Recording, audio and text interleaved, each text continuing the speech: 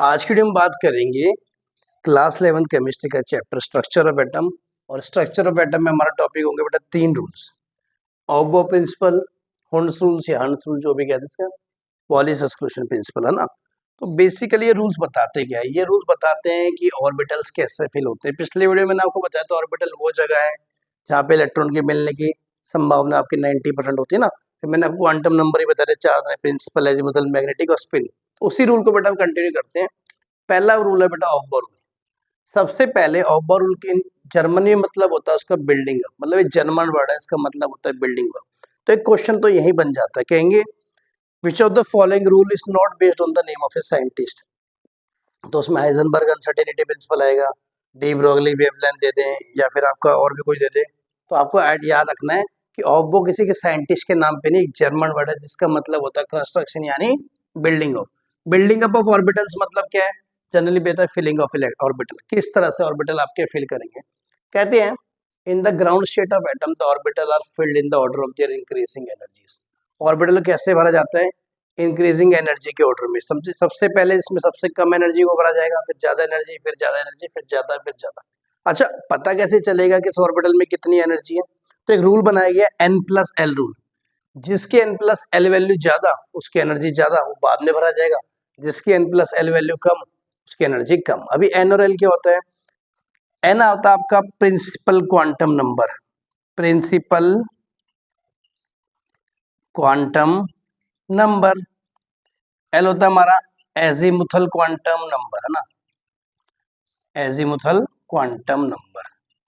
अब ध्यान से देखो बेटा कि एन, देखो एन क्या होता है जनरली, जैसे 3s लिखा है मैंने, तो एन की वैल्यू कितनी होगी 3।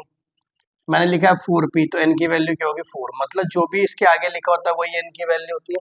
और एल ऑर्बिटल की बात करूं या एजीमुथल क्वांटम नंबर की बात करूं तो 4 और एस पी डी एफ। तो एस के लिए उसकी होती है 0, पी के लिए होती है 1, डी के लिए होती है 2 और एफ के लिए कितनी होती है मेरी 3। बात समझ आ रही नहीं आ रही? ठीक है। तो अब आप देखो यहाँ पे लिखा है मैंने type of orbital value of N. देखो 1s है, एन की वैल्यू कितनी आएगी 1। और एस के लिए देखो एल की वैल्यू कितनी है 0।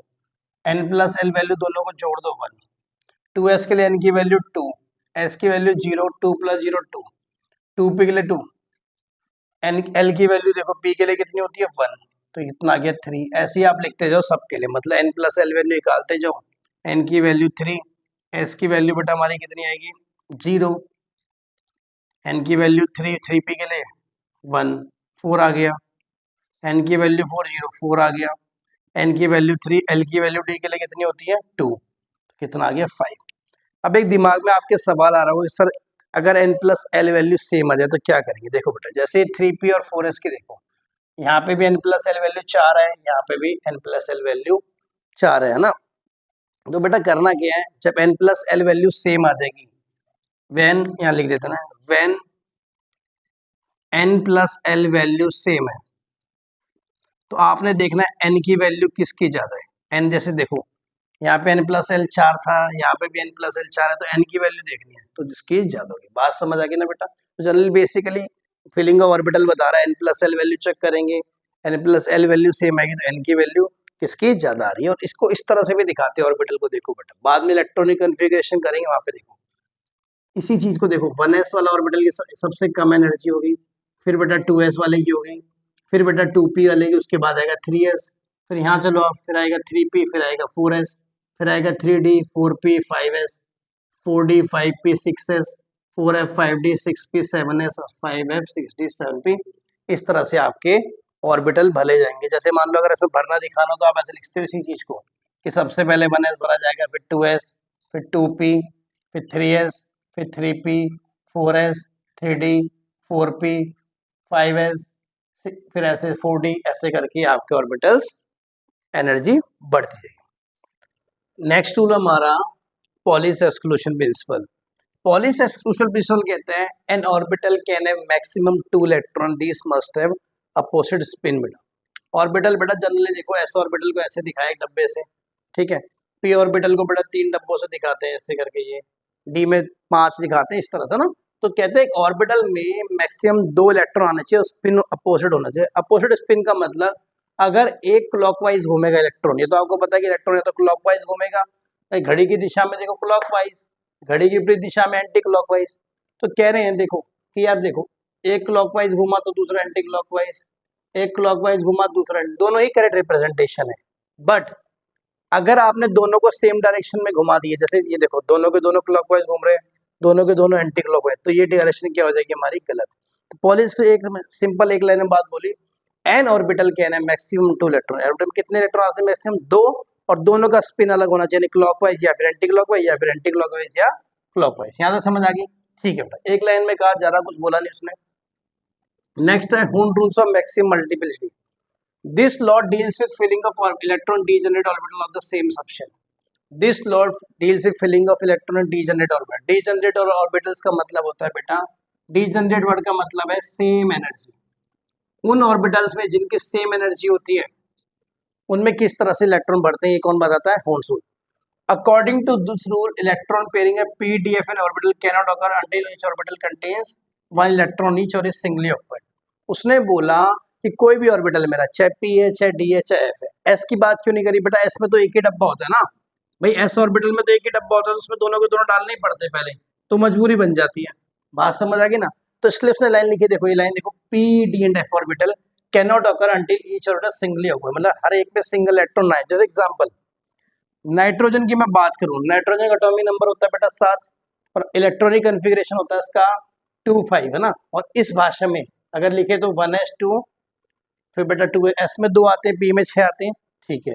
अब की में कितने बच गए टोटल, 7 में से 2 और 2 4 और 3 बेटा 2p3। मैंने s में आपको बताया बेटा देखो कि 2 इलेक्ट्रॉन आएंगे 2 आएंगे, और p में ना बेटा कभी भी आपने ऐसे नहीं करना कि यार p में आपने क्या करा भाई 2 इसमें डाल दिया 1 इसमें डाल दिया, या फिर आपने p में ऐसा करा कि ये सारे देखो बेटा ये भी गलत है ये वाला सही है। मतलब क्या करना है, पहले देखो मैं एग्जाम्पल समझा रहा हूं आपको, देखो p में आपको कितने इलेक्ट्रॉन डालने थे 3, तो आप ऐसे नहीं करोगे बेटा कि ये डल गए 3, ये क्या है गलत। आपको क्या करना है, पहले आपको बेटा तीनों में सिंगल सिंगल सिंगल इलेक्ट्रॉन डालने हैं। मतलब अगर आपने ऐसा करा कि चल इसमें 2 डाल दिए इसमें 2 डाल दिए, और बेटा तीनों का स्पिन भी सेम डायरेक्शन में, देखो ये इसका ऊपर है, ये इसका मुंडी ऊपर है, इसके नीचे, तो ये गलत रिप्रेजेंटेशन है। अगेन ये भी गलत है।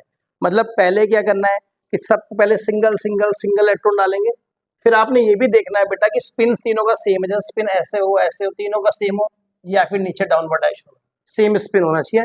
अब देखो ये वाला पॉइंट समझो, electron being identical size repel each other when present the same orbital. जब सेम ऑर्बिटल में इलेक्ट्रॉन होते हैं तो आपस में रिपल्शन करते हैं बेटा, तो क्योंकि इलेक्ट्रॉन पे भी नेगेटिव चार्ज, दूसरे इलेक्ट्रॉन पे आपस में 2 सेम चार्ज चल रहेंगे तो रेपल करते हैं। तो इसलिए इस रिपल्शन को कम करने के लिए, रिपल्शन मतलब दूर जाने के लिए, उनको बड़े डिफरेंट ऑर्बिटल दिए जाते हैं। और ये देखो इस तरह से दिए गए नहीं दिए गए, एज कम्पेयर टू ये, मतलब यहाँ पे हमारा इलेक्ट्रॉन में ज्यादा रिपल्शन होगी एज कम्पेयर टू यहाँ पे हमारे इलेक्ट्रॉन में रिपल्शन कम होगी बेटा, ठीक है। ये देखो all the singly occupied electron will have parallel spin. Parallel spin का मतलब कि सेम डायरेक्शन में, देखो इसे कहेंगे पैरेलल स्पिन, या तो सबकी देखो सेम डायरेक्शन में स्पिन है, क्लॉकवाइज क्लॉकवाइज, इसे कहेंगे। आपने कहा सर यार ऐसे भी तो हो सकता था कि इस तरह से बेटा, इस तरह से बेटा क्या होता कि अगर आपने डिफरेंट ऑर्बिटल इलेक्ट्रॉन डाले और उनका स्पिन सेम नहीं है तो यहाँ पे बेटा बहुत ज्यादा रिपल्शन हो सकती थी। इसलिए हमारे जो भी ऑर्बिटल है उसकी स्टेबिलिटी को मेंटेन करने के लिए क्या करते हैं कि इसी तरह से रिप्रेजेंट करते हैं। इस वीडियो में इतना ही करेंगे। जय हिंद, वंदे मातरम।